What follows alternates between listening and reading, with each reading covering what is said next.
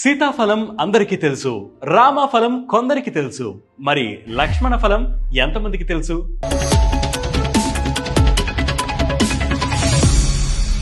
పైకి పనస పండులా లోపల సీతాఫలంలా కనిపించే లక్ష్మణ ఫలం దాదాపు 12 రకాల క్యాన్సర్లను నివారించగలుగుతుంది. ఇందులో యాంటీ ఆక్సిడెంట్లు, పోషకాలు అధికంగా ఉంటాయి. గోవాలోని మపూసా ఫ్రైడే మార్కెట్లో ఇవి ఎక్కువగా దొరుకుతాయి, కానీ అది చాలా ఖరీదైన పండు.